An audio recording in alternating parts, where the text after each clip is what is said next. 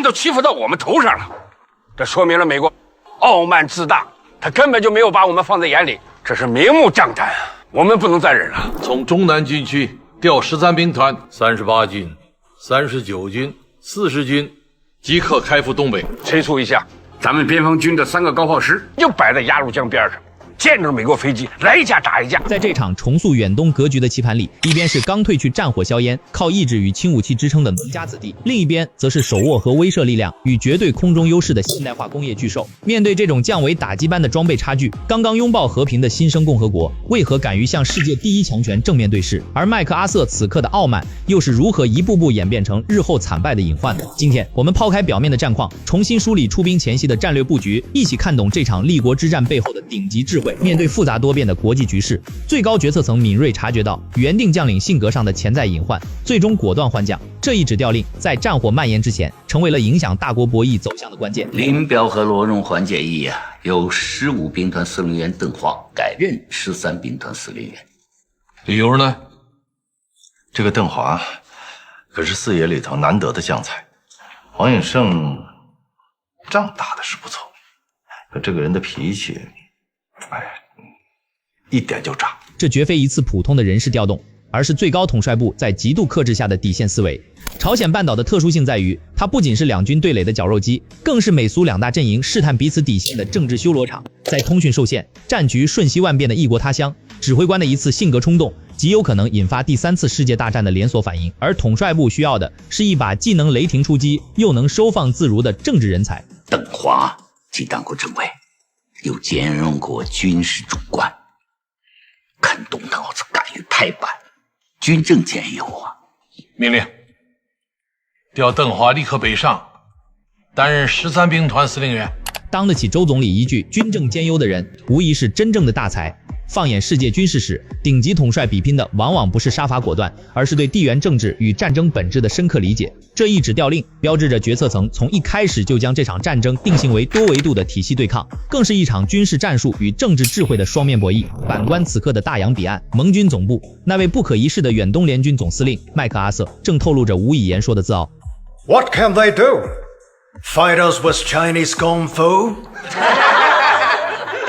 这群刺耳的嗤笑声中，绝不仅仅是麦克阿瑟个人的狂妄，他更是当时整个西方世界对东方力量集体认知盲区的缩影。作为2战封神的一代名将，麦克阿瑟的心理防线完全建立在美军碾压级的海空优势和后勤补给之上，但他不知道的是，极度的自负往往是败亡的前兆。更致命的是，麦克阿瑟试图扩大战火的野心，甚至私自访问东南沿海的越轨行为，早已让他的顶头上司杜鲁门感到头皮发麻。He has lost his damn mind. 杜鲁门的震怒撕开了美军内部将帅失和的遮羞布，前线军事长官沉迷于全面战争的狂热，甚至妄图将战火延烧至中国本土，而大后方的文官集团则深陷于极度焦虑之中，担忧事态引发苏联介入，从而陷入战争的泥潭。这种战略目标的分歧在兵法中就是致命的隐患。相比之下，中南海的战略视野显得极为冷峻与统一。而此时，前线的朝鲜人民军虽然看似势如破竹，一路狂飙突进，但在地图前凝神沉思的主席却敏锐地捕捉到了隐藏在胜利狂热下的致命死穴。我更担心的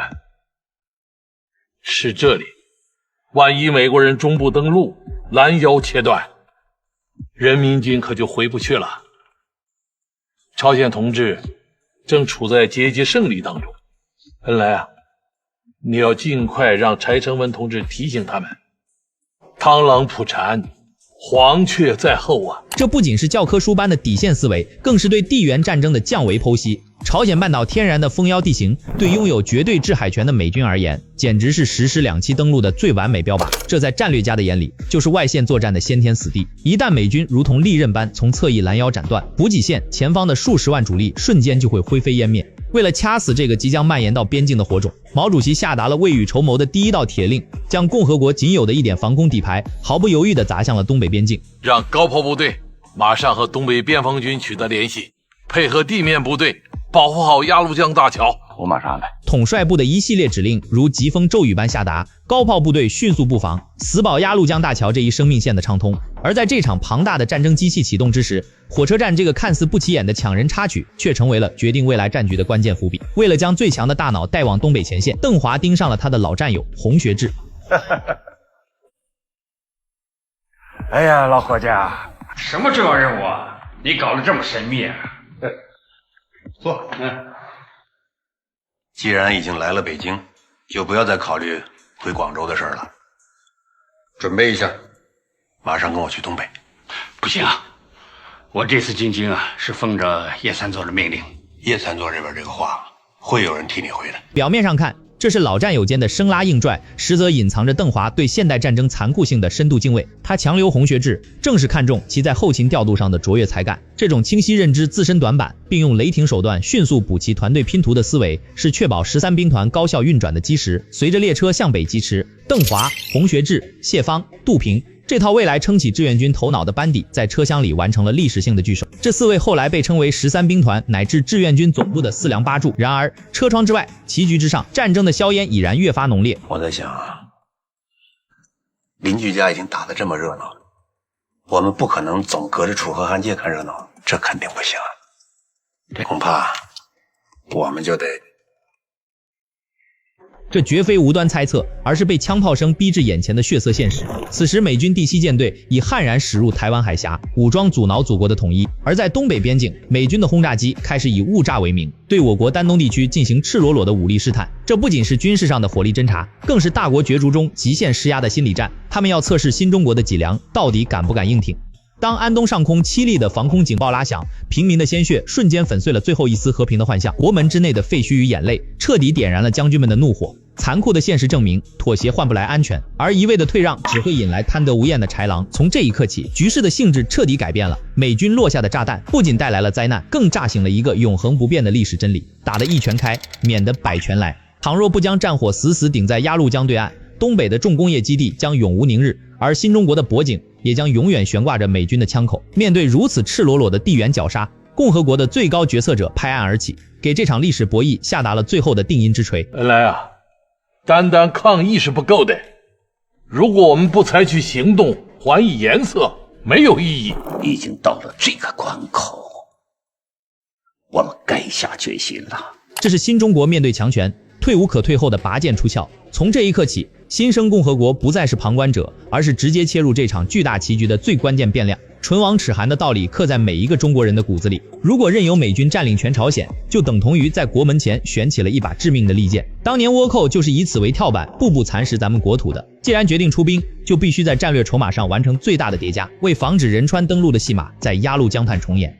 统帅部不仅要求先期部队立刻做好跨境准备，更在兵力厚度上进行了最坚决的压注，以确保在这场残酷的绞肉机里，我们有足够的后备力量支撑起战局的底座。如果我们入朝参战，13兵团要整建制的过江，为了避免敌人切断后路，可否将中南军区50军编入东北边防军序列？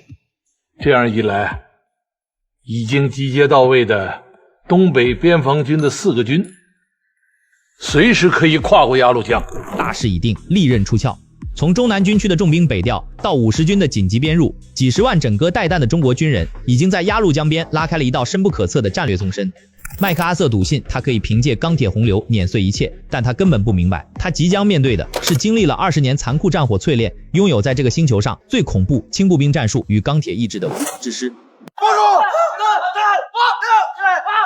纵观抗美援朝爆发前的重重博弈，我们清晰地看到，这绝不是一次被怒火裹挟的鲁莽冒险，而是一场融合了精密计算、卓越谋略与大无畏勇气的绝地反击。从统帅部力排众议的临危换帅，到未雨绸缪的抢占后勤大才，再到对敌军2栖登陆的精准预判，以及面对领土遭袭时忍无可忍的雷霆出击，每一步都堪称世界军事史上的战略教科书。鸭绿江畔的刺骨寒风吹不灭先辈们保家卫国的怒火。这段惊心动魄的战前排兵布阵，向整个世界宣告了一个铁一般的法则：和平从来都不是靠乞求和退让换来的，而是用铁血与底线打来的。这里是无解千句，咱们下期继续深度解析，面对不可一世的强敌，是战是和的终极博弈。